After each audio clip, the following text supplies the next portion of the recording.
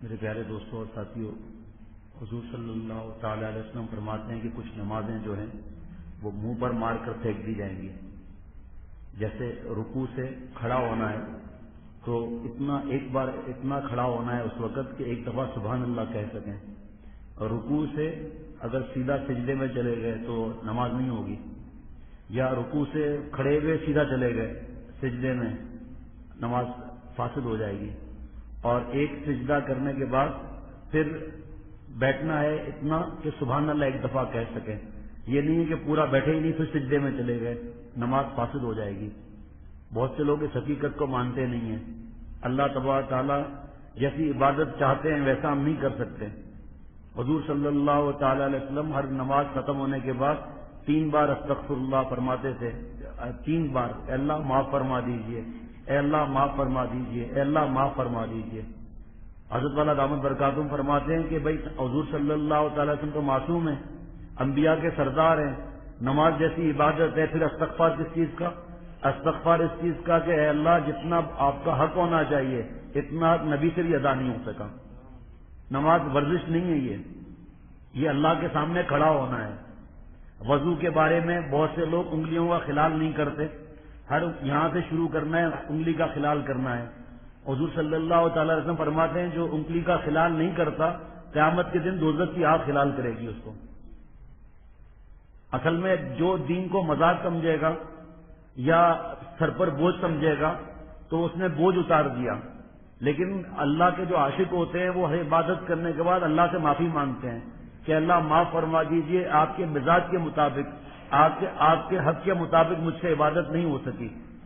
اور دیکھو ایک انسان وضو کرتا ہے سردی میں، چاہے گرم پانی بھی ہے لیکن ٹھنڈک لگتی ہے، گھر کا مزہ چھوڑ کر مسجد میں آتا ہے، جماعت کے ساتھ نماز پڑھتا ہے، اور پھر اگر وضو کے ٹائم پر خلال نہ کرے اور یہاں جو ایڑی ہے اس کا خیال نہ کرے، اس جگہ کا خیال نہ کرے اور ٹخنوں کا خیال نہ کرے، بال برابر کی جگہ رہ گئی تو وضو ہی نہیں ہوگا، جب وضو نہیں ہوگا تو نماز بھی نہیں ہوگی۔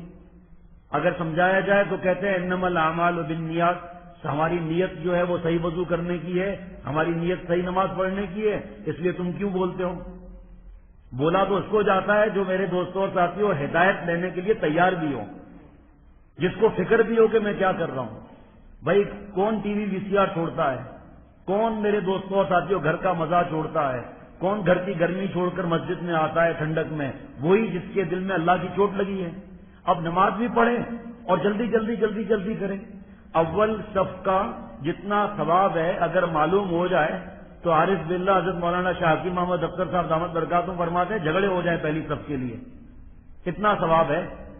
لیکن دیکھو ہم دوسرا ہمیں کوئی کہے کہ آگے آ جاؤ تو ہم کہتے ہیں تم آگے چلے جاؤ، اور آخر میں ہم لوگ پہنچتے ہیں، کتنی رکعتیں نکل جاتی ہیں، جماعت نکل جاتی ہے۔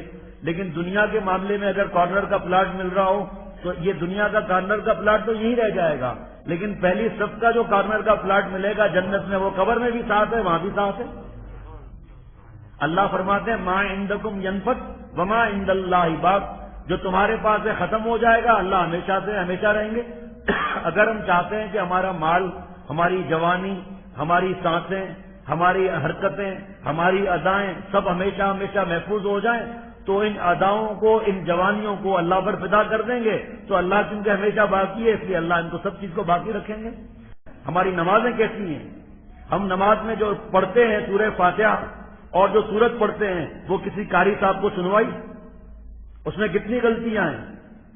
الحمدللہ رب العالمین، الحمد ہا یہاں سے تو ترجمہ ہوگا کہ تمام تعریف اللہ کے لیے ہے، اور اگر یہاں سے ہا نکل گیا سینے سے تو ترجمہ الٹ ہو جائے گا۔ حضرت مولانا مظہر صاحب دامت برکاتہم سے سنا کہ حضرت مولانا مظہر صاحب دامت برکاتہم نے فرمایا کہ اب ترجمہ الٹ ہو جائے گا کہ نعوذ باللہ تمام نقائص اللہ کے لیے ہیں۔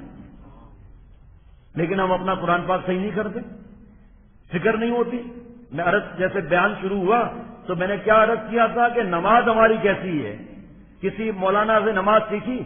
آپ لوگوں کا پڑوس تو مبارک ہے کہ نماز پڑھانے والے عالم ماشاءاللہ، مفتی صاحب ایک نہیں، 2 2 3 3 یہاں پر موجود، اور بھی جو ہے کوئی عالم ہے، کوئی کیا ہے، کوئی کیا ہے، اور استاد الگ یہاں پر علم پڑھانے والے ہیں۔ آپ لوگوں کے تو مزے ہی مزے ماشاءاللہ، لیکن ارادہ چاہیے، شیخ پینے کا ارادہ تو کریں، عہدے کوثر سے منگا لی جائے گی۔ پوچھیں، پتا کریں کہ کتنا جھکنا ہے کھڑے ہونے کی حالت میں، پیروں کی سمت کیسے ہوگی۔ لکھا مفتی صاحبان فرماتے ہیں، حضرت مفتی تقی عثمانی صاحب دامت برکاتہم، کوئی پیر جو ہے ایسے رکھتا ہے، کوئی پیر ایسے رکھتا ہے، لیکن پیروں کا رخ بھی قبلے کی طرف ہونا چاہیے، دونوں پیر ایسے سیدھے ہونے چاہیے، نہ ایسے نہ ایسے، بالکل سیدھے، اور 4 انگل کا فاصلہ دونوں پیروں کے درمیان ہونا چاہیے۔ اگر کسی کی مجبوری ہے، تھوڑا وزن زیادہ ہے تو اور پھیلا سکتا ہے، لیکن اس صورت میں بھی پیر اس طرح رہیں گے۔ نماز میں ادھر ادھر دیکھنا، بہت سے لوگ ناک میں انگلی گھسڑ کے دیکھتے ہیں کتنا ایکسپورٹ ہوا، پھر کپڑوں سے ہی صاف کر دیتے ہیں۔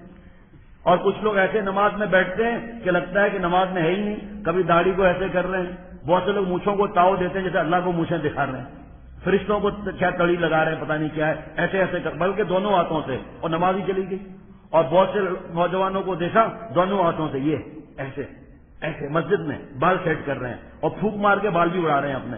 میں نے پوچھا دوستوں سے یہ کیا معاملہ ہے؟ کہا یہ فیشن ہے، یہ نیا فیشن ہے، یہ کوئی کافر کوئی ہے اس کا فیشن ہے یہ۔ تو